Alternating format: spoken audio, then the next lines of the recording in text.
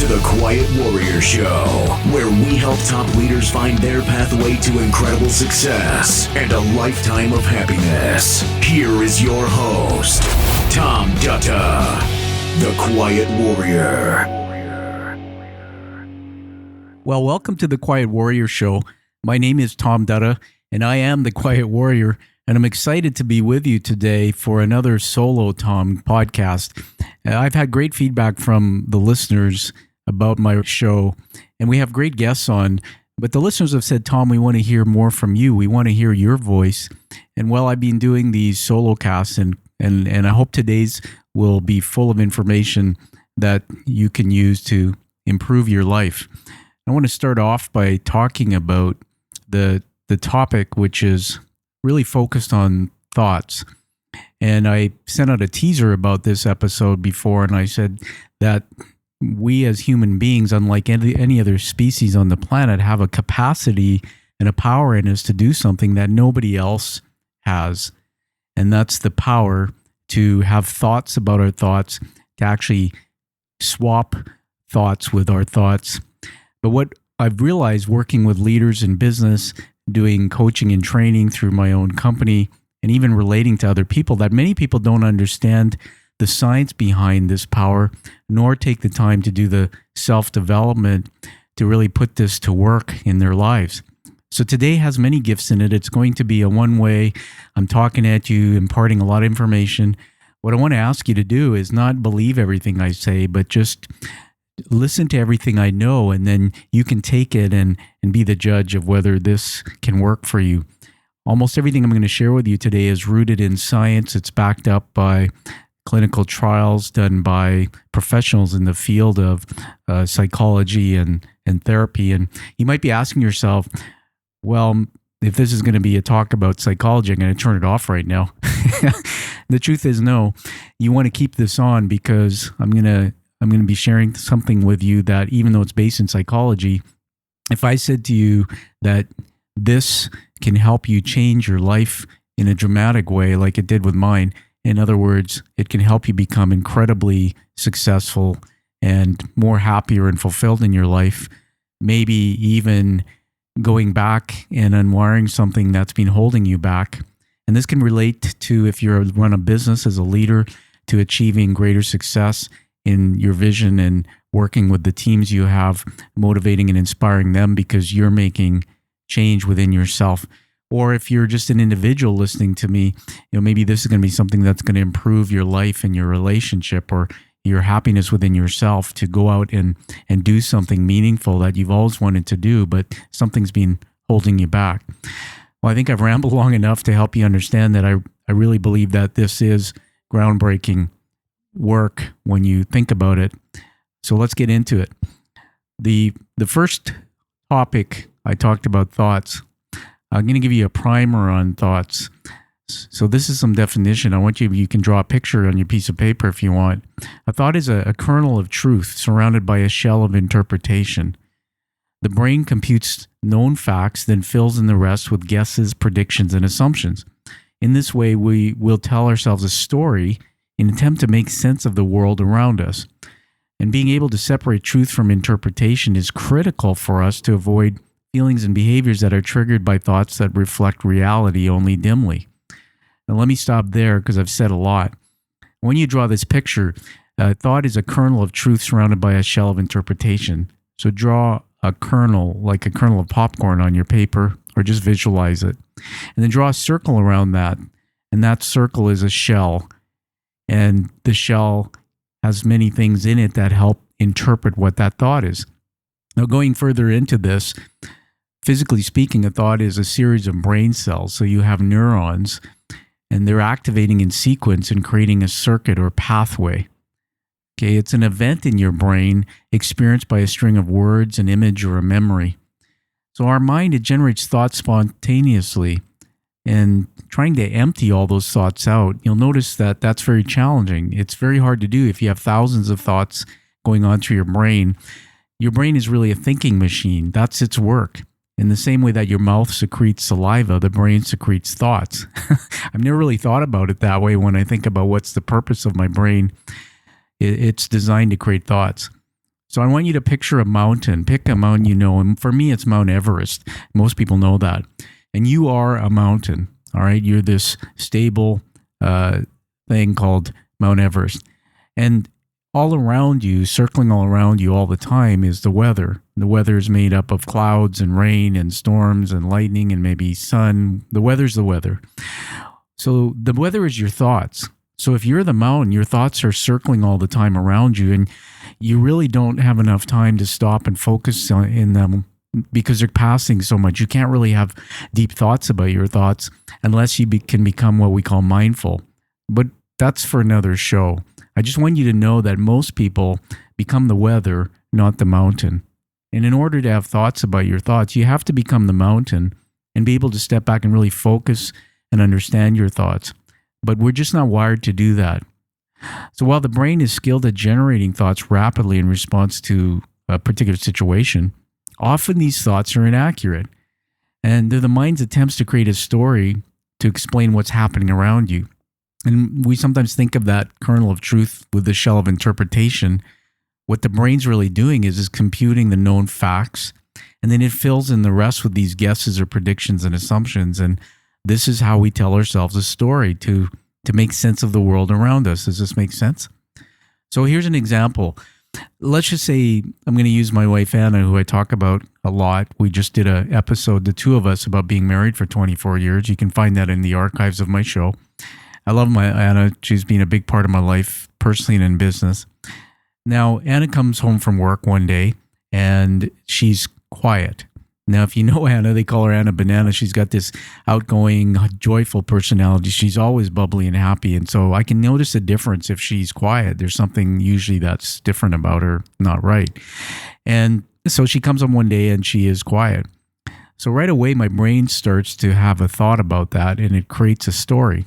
Now, maybe that story is linked to some things like, oh, she's not happy with me, or she's angry about something, or she doesn't want to talk to me. I've done something wrong.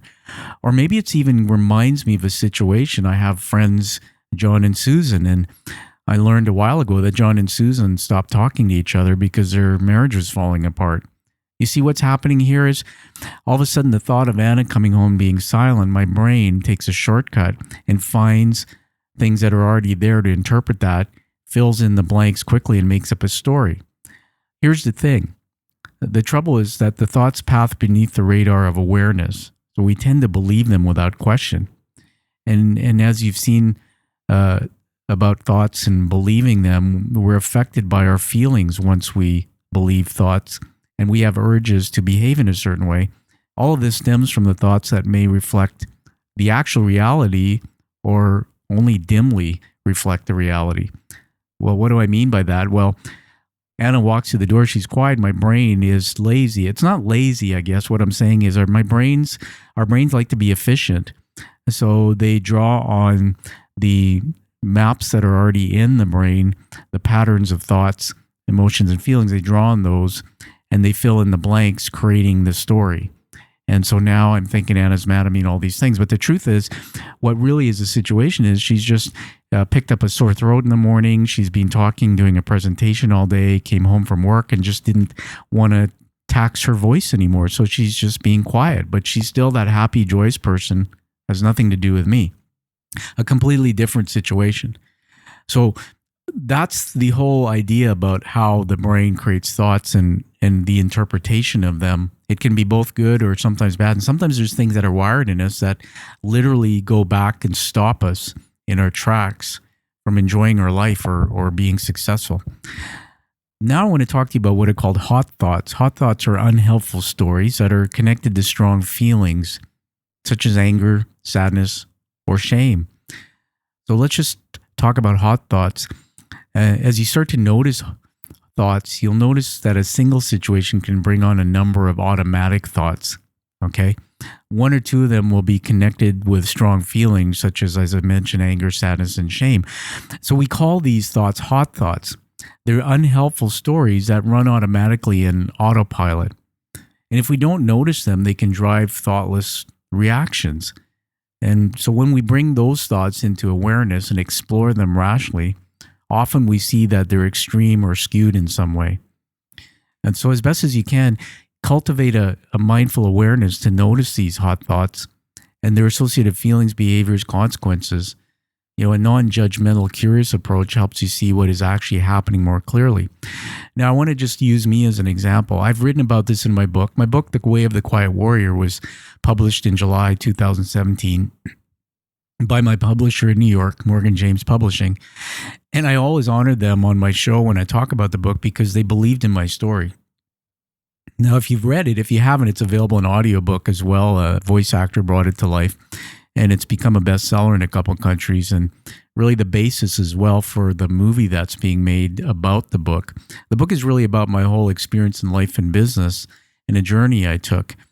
And in the very first part, it talks about my childhood, and this show is not about that childhood, but I didn't have a great relationship with my father. My dad was not a good man. He was addicted to alcohol and was a violent person. So because of the alcoholism, unfortunately, he was a militaristic taskmaster. He was a commanding officer in the military. So those things together made him very difficult to be around. And he was very violent in our home. It destroyed our family. And so I always grew up in business and didn't notice, but I was fearful of people who were assertive or used directive natures or were perhaps tough and strong in some way. And what I found myself doing in my career, and I started taking note of this, is that there'd be certain people I'd come across. One day I had a board member at a board meeting, because I reported into a board of directors when I became a CEO, that literally yelled at me in a board meeting. They didn't like something I said, and I became paralyzed in fear. Now, what was happening, and I learned this later because it was a hot thought, is that arrogant, direct, strong, communicating people, that those become my father. So you can have an image appear. It doesn't just have to be a hot thought, but a hot thought can manifest in terms of an image or a memory. So each time I came across people like that, I had this picture of my father, and it was fearful. Now, this triggers what's called the sympathetic nervous system, which controls the fight or flight part of you. Now, you've probably heard that before, fight or flight. Well, instinctively, when I came across those people, my natural instinct was to get combative and fight back to protect myself, or to cower and melt into an emotional puddle and fly away, run away from it. And sometimes I even saw myself self-sabotaging my career, trying to find a way out, and I didn't understand that was going on. So to bring it together for you here, that was a hot thought I had since my childhood. It was backed up by strong feelings of anger, sadness, and some shame.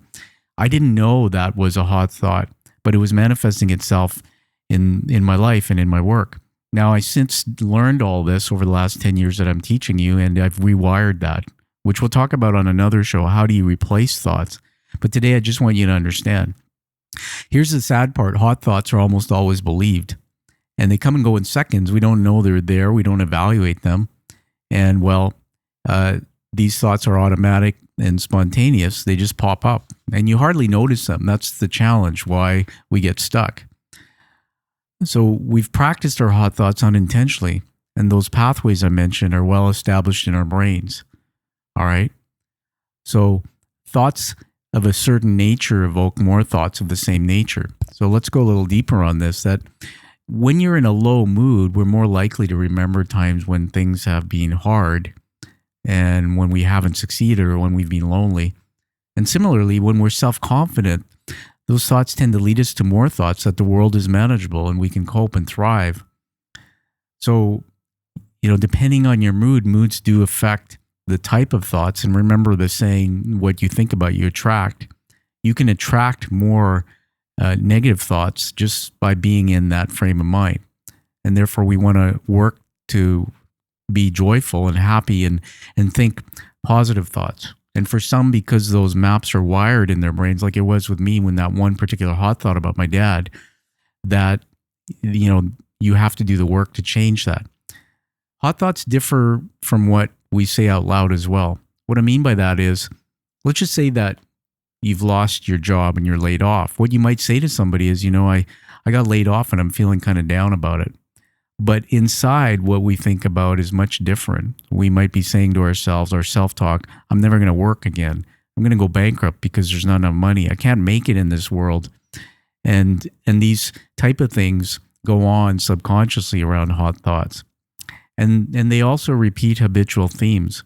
Now, if you're prone to anxiety, or often the theme of hot thoughts is danger. If you're prone to depression, often the theme is about loss or the past and failings.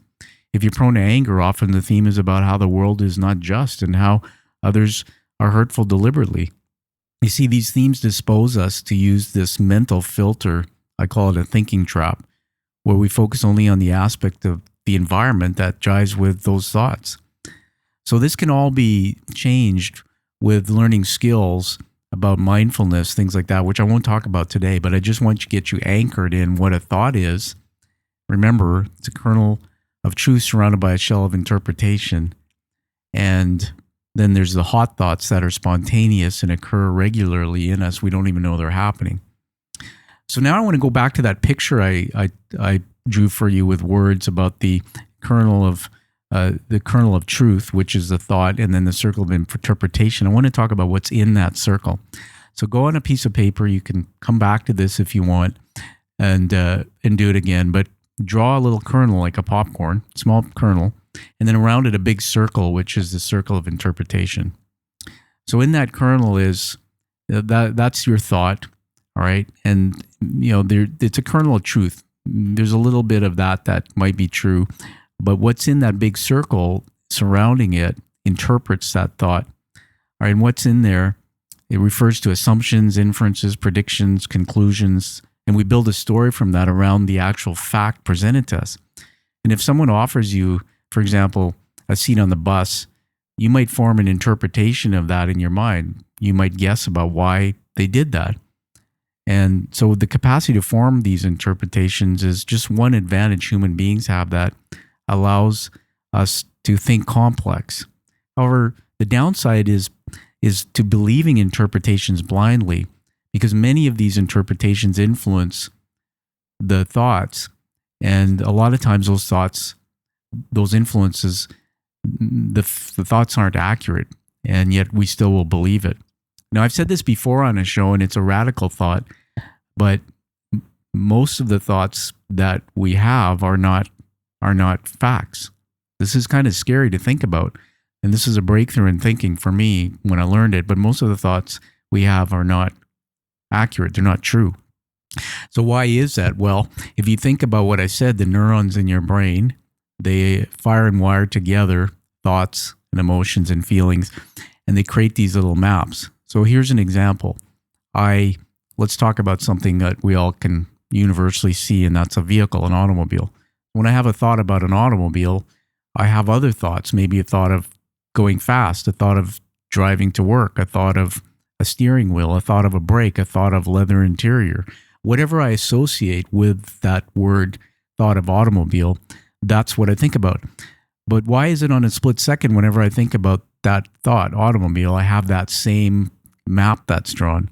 Well, the reason being is somewhere in my lifeline, I had an experience and learned what an automobile was. And those neurons fired and wired together all that information in a little map in my brain. And so you remember, your brain is efficient. It's not lazy, it's efficient. It wants to help you understand things quickly. So it fills in those thoughts with the information it has. And it usually draws back on a pattern that's already there. So here's where you're starting to learn about, we can have these thought patterns that are ruling our lives, particular hot thoughts that we don't even know are going on. But when they rule our lives later in life, because of meanings that were wrong earlier in life, like even from my childhood experience, then it derails us. So we gotta fix this. And good news, animals and plants cannot have thoughts of their thoughts. We're the only human species who can have thoughts about our thoughts. That's why I say that we have this gift, this capacity within us that most people don't know and don't use, but it dramatically can make you as successful or happy as you want. If you want to become a millionaire, if you want to be the most happiest person on the planet, whatever it is, and you might think Tom's exaggerating, I'm not. You can actually change your thoughts and unwire old unhelpful stories and thoughts. So more on that later. Let's get back into that circle. I'm going to tell you 4 things. There's 4 factors that influence our thoughts. And I'm going to go through each one for you. All right. Your mood or current emotional state. That's number 1. All right. So when you feel down, you're more likely to think thoughts of, as I said, loss, inadequacy, or loneliness. When you feel anxious, you're likely to notice and ruminate on potential thoughts over and over again. But when you're happy, you recall other times you were happy more easily. Remember, feelings give birth to thoughts of a similar nature. The second factor that influences your thought is the past. This one's a big one for me because of the story I just told you, but we all have that thing from our past, right?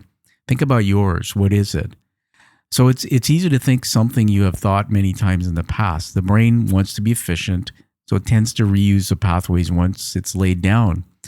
For example, think of how you tend to perform certain routines each day, right? The same route you take to get to work, or the way you fold your laundry, the way you brush your teeth, the way you cook. I'm a home chef, and how I set up my kitchen for cooking is the same every time. So we develop these habitual modes of thinking, characteristic thoughts or stories that attempt to explain what's happening around us, right? So these habits of thinking have formed by ideas that we have adopted in when we're on autopilot, when we're not really thinking about our thoughts. And we've been told what to think since we were children. If you think about that, you come into the world, your neurons are empty, and you start wiring them together with thoughts and emotions, but you learn that from what you're told. And a lot of times, our thoughts are shaped by not just what we're told, but what we're told by the media, by family, by friends. And so as we bring these hot thoughts into awareness, sometimes we will recognize that they reflect the thoughts of our parents or teachers, our faith group, or our cultural group. And each person's typical hot thoughts, or what we refer to as top 10 tracks, are personal to them. You know, a top 10 track would be a track of music that's unhelpful, right? Plays over and over again, and it's just really not a helpful song, and you want to stop it. More on that in a minute. But let's go back to this thing about, you know, our thoughts will be reflective of parents. We'll use that as an example. So my in-laws, who are passed away, my wife's family, her mom and daddy, they grew up in the Depression. So as I was sitting around their table, wonderful people, enriched my life while I knew them. Sometimes they would talk about, you know, wasting food, or money, not needing a lot of money, or people have a lot of money, maybe that's not a good thing. And, you know, maybe at Christmas time we waste too much money, and, you know, we should be happy just with something simple for gifts. This is the kind of talk that you hear from people who have come through the Depression. But as children, we grow up with that, and sometimes that wires these maps in our brains to have certain thoughts or reactions to other thoughts. And therefore, people can go through their life navigating with a scarcity mindset. And maybe you run a business and you don't want to invest or take risk. That's not necessarily your choice. Sometimes that comes from the pattern of thoughts that are embedded in your subconscious mind, and, well, you just don't know the influence that's having. So that was just one example, but there's many, many other examples of how the thoughts have been planted in us. And unless we're aware, it can change our life in the way we don't want it. Now, when faced with uncertain situations, some people are used to telling themselves a story about how they're likely to rise to that challenge. Others are used to a story about how they probably won't be able to cope. So when we're faced with tension in relationships, some people may be used to telling themselves stories about how it's their fault, while others will be used to the thought that others often let them down. You know, I went a long time in my life, especially in business too, that whenever something didn't work out, I personalized it, and I always thought it was my fault. And a lot of that is from my early beginnings, always being in an environment, a toxic environment, and feeling not loved and not worthy. And, you know, there was perfectionism, high expectations, and I never really got the recognition. So always feeling that when things went wrong in the home, or even in my parents' divorce, that somehow it was my fault. This is not uncommon for people to go through those type of early beginnings. But you can start to see the impact now of how the past can affect us, right? I want to go to just sidestep for a minute before we go to number 3 and 4 in that circle of influence. Those tracks I talked about. Here are some of the common ones that are the hot thoughts that play over and over again. The I can't do that track. The my body is unattractive track. I'm too much for people. I'm not good enough. No one understands me. I can't take that risk. People can't be trusted. What's the point? So here's what I want you to do, a little exercise for your homework. Write down in your journal, even 1 or 2 tracks. Become aware of 1 or 2 of your hot thoughts. You at least have one. And remember, they're spontaneous and we rarely can stop to think of them, but they occur. Try to find that 1 or 2, even if it's from the list I gave you, and write it down. Because remember, we'll talk about it in another episode, but you have the power, only you have the power as a human being to actually swap and change that and actually set your life free. Scientifically, this is part of your gift. Number 3 in the circle of influence is our heritage as human beings. We're biased to see threat. I love this one because it's one I sometimes you say, people are negative.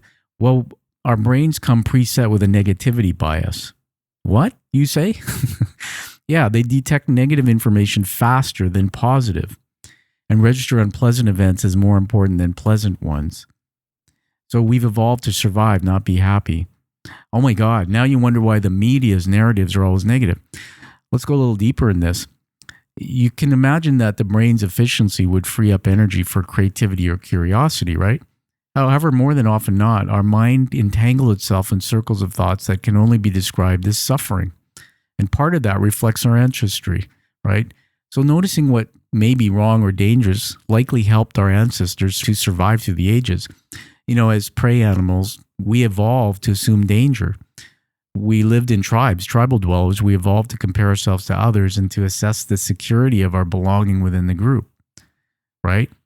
We were trained, evolving, to look at things and say, is this good or bad? Is this a threat or is this good? So we could survive. We didn't get up in the morning and, be alive just to be happy. And so our brains are preset that way. And so you got to get that, because this is a real factor, because it means that there's work for us to keep our brains on the other side of that. Number 4 in the circle of influence is non-present moment focus. I could be all over this one. Our minds, they have a remarkable ability to jump back and forth between past and future. As you're listening to me now, all those thoughts that are passing you the mountain, like weather, right? All these thoughts you're having are jumping back and forth, past, present, future, correct? I mean, you might be thinking about what you had for dinner last night, or thinking about that meeting that is coming up in 2 hours. So the thing is, we analyze what occurred in the past to predict how it plays out in the new circumstances. And this capacity is extremely useful for problem solving, right? You have a problem, you can't, you accidentally locked yourself outside the bathroom door. And you remember from the past, you got a long, chopstick or something to fit through that hole, and you push this little button and it opened. So your brain finds that, and it solves the problem again. But however, when dealing with painful circumstances, like my early story I shared, we're unable to change. And this ability magnifies the suffering by dredging up these painful memories or predicting frightful futures. Non-present focus really makes it hard to focus precisely on our thoughts relevant to the present situation. This is a real big one for people. All right. Okay. So let's just do a summary of that. You have a kernel of truth. A kernel of truth, that's a thought. Most thoughts aren't always factual, and many of them are not even true. And then so we have this circle of interpretation around that thought. Your mood, number 1, your mood or current emotional state. Number 2, the past. Number 3, your bias, negativity bias as a human creature. Number 4, non-present moment focus. And all those things interpret that and then fill in the blanks, and the brain says, there you go, that's what's happening, that's it. And a lot of times it's not even accurate. So how do you change that? I'm going to get into now, and this will be the last part of the talk for today, and I'm going to end up giving you a gift of something to tease you before we get to the next episode in the future. Something called thinking traps. So stay till the end to hear about what thinking traps are, because we all have them. So how do we change our thoughts? This is the power we have in our brains. I want to start with a story just to get you into the reality of how powerful, how much of a miracle this is of the way our brain is. I'm doing my first TED Talk February 29th at the Bell Center for Performing Arts. I'm very excited about it. My topic will be about leadership and how leaders can lift the stigma of mental health. It's a passionate topic for me. I hope you'll come and see it. Tickets are available, but it'll sell out. So you can find it at tedxbearcreekpark.ca. If you're hearing this, you still have a couple weeks before that. There is another speaker I met. It's actually a duo I met at one of our rehearsals, and he actually is a neurosurgeon, or a guy who practices this neuroplasticity thing I'm going to tell you about. But what was stunning to me was he's doing a talk jointly with another gentleman who had an incredible event happen in his life, and together they've used neuroplasticity to change his life. So let me give you a little teaser. The gentleman I'm talking about is someone who had a lot of life experience, very young, and went to Afghanistan, to Kandahar. And in his tour of duty, this is a Canadian soldier, he went into a tribal gathering. And in this tribal gathering, he took off his helmet to honor the tribal elders, which was really nice, right? And within split seconds, a young boy came up behind him and planted an axe 2 to 3 inches deep into his skull. Oh my God, when I heard him tell us that, because we saw him telling us live, it literally shocked me into this reality. And then he says, and the boy was trying to get the axe out of my head and try to hit me again to finish me off. And his buddy took 2 shots and I guess killed him. He said the lights went out, everything became black for him when that went into his brain, and they medevaced him. And well, the rest of the story is phenomenal. What happened was this neuroplasticity specialist learned of his story and started working with him. And over a period of time, they actually rewired the bits of his brains that were left. They rewired and taught it to deal with his motor skills and things that he had lost by those other parts of brain that were killed. Unbelievable. So this is called neuroplasticity. We have the ability to change our thought habits, just like we can change our behaviors. The thing is, these brain pathways are not set in stone. They're like plastic that can be molded and changed. When I learned this a decade ago, I didn't pay a lot of attention to it until I started transforming my whole life, which today is incredibly better. But we have this capacity backed by science. It actually is real. It works. And yet most people don't know about it, or they've heard the term and they just don't put the effort into leveraging it. But you can change your life and have it be completely different in so many ways if you can learn neuroplasticity. So let's go a little bit deeper into it. The principles are the same. Notice when you're slipping into an old habit, then stop or pause and do something differently. It is work. It is, the example is getting to bed too late. That's a behavior, right? You can change thought habits the same way you would start going to bed earlier if you were going to bed too late. Well, you just change that habit, right? And over time, it becomes a new habit. The principles for neuroplasticity and the way the brain thought patterns are wired is the same thing. So, for example, I'll use myself here again so I don't offend anybody. Tom has a habit of not accepting praise. He habitually thinks that when he accomplishes something, it wasn't valuable. And when people congratulate Tom or observe that he's done something well, he usually says, it's not a big deal. It wasn't that hard. But if he wants to change his habit to develop, a positive, in other words, appreciating these good things he's accomplishing, each time someone tells him he did a good job, he has to stop and refrain intentionally from saying no big deal, and then acknowledge it with a new thought. Yeah, I did put effort into that. And by doing that intentionally, we can actually wire together new thoughts and the neurons into new thought patterns. I have this little drawing in a textbook I have that I've been reading on cognitive behavioral therapy. Cognitive behavioral therapy is basically teaching people how to manage our thoughts. Since I've had a brain injury a couple of years ago, I fell in a bathtub, cracked my head on a tub. Most people know about that. Those who don't, I had my first concussion, and I'm still progressing through the latter part of that. It's a whole other story in itself. But one of the things I've learned by taking CBT, cognitive behavioral therapy, is I've learned about there's so many skills to even working the brain to our capacity. There's so much we can learn. It's fascinating to me that neuroplasticity is one of these. And so if you take the saying, a neuron is our best friend forever, well, not anymore for now. We can change the relationship between the neurons in the brain and change the thought pattern. Let me give you something to chew on here that's dramatic for me.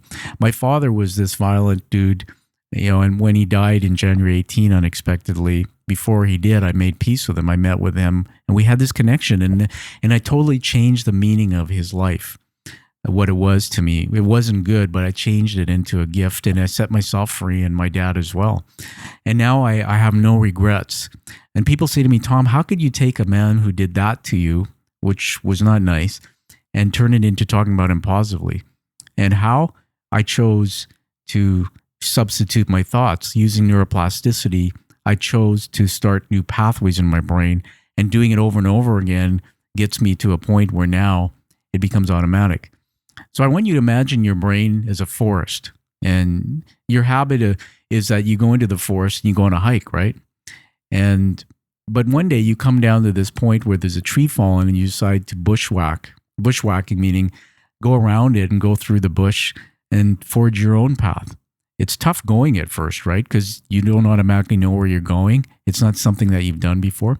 But each time, if you come back again week after week to that point and you take the right path, all of a sudden it'll be instant in your brain. You'll start learning that this is the new pathway, and soon it'll become on autopilot, right? And so that's why we call it bushwhacking. You're bushwhacking a new path. It's slow and tough at first, but more times you walk down the new path, the easier it becomes. That's neuroplasticity. So technically, the process is called that the brain pathways are not set in stone. They're like plastic and they can be molded and changed. That's all I want to tell you for today, because it's fascinating to me. In the next episode, we'll talk about, okay, that's great, but how do we go about substituting thoughts and changing those pathways?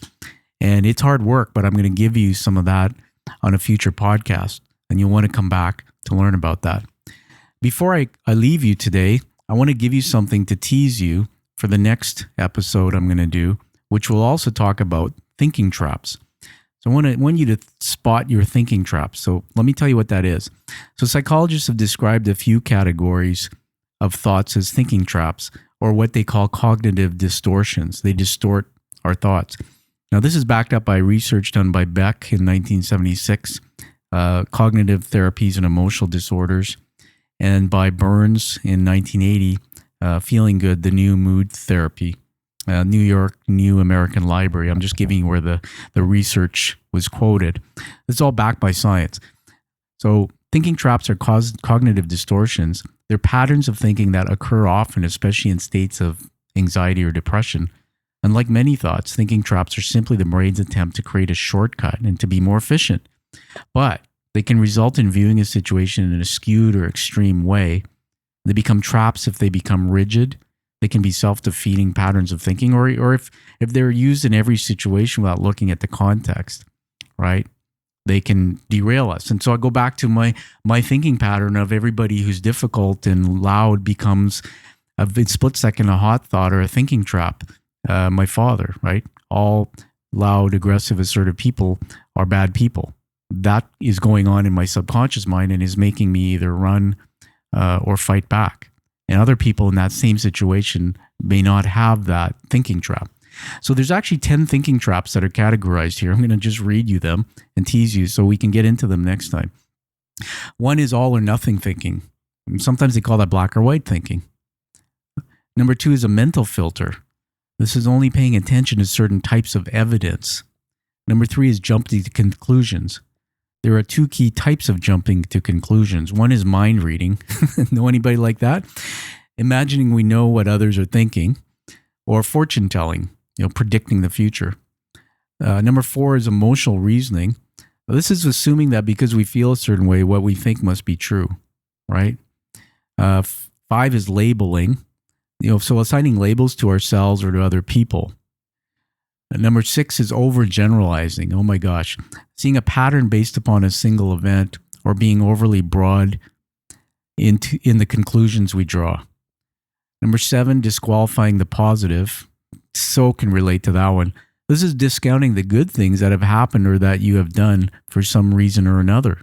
Sometimes you get feedback, balanced feedback of pluses and minuses, but you walk away just seeing the minuses. Oh, here's a good one. Catastrophizing and minimization. This is blowing things out of proportion or shrinking something inappropriately to make it seem less important. Number 9 is shoulds and musts. Using critical words like should or must or ought can make us feel guilty, right? Or as though we are already failed. So if we apply shoulds to other people, the result is often we're frustrated with them. And number 10 is personalization. Yep, it's got my picture there. It's all my fault. This is blaming yourself or taking responsibility for something that wasn't completely your fault, or conversely blaming other people for something that was your fault. Interesting. My wife had a situation today where she's doing some online training at the bank where she works, and she calls me and tells me the system went down. She's lost an hour of training, and she's going to another office to try and get back on the internet. So, of course, I instinctively hang up and I send her a text. I said, I'm sorry about what happened there. Of course, I'm apologizing to her. Why? Well, because I'm generally thinking somehow I'm responsible for that. Not. Anyway, those are the 10 thinking traps, and I want you to start thinking about those thinking traps if you listen to this back again, because we're going to build on this. So the next Solo Tom podcast is going to get into how do we now start stopping and swapping our thoughts. There's two ways to do that. And the thinking trap, how can we get out of that? And that's going to lead us down a path to dramatically give you the ability to change your life in so many ways. So this has been awesome talking to you. Live with passion and purpose. Live the life that you deserve and desire. And thank you for listening to The Quiet Warrior Show. Have a great day. Thank you for listening to The Quiet Warrior Show. Create is a motive-based leadership development firm. www.kreat.ca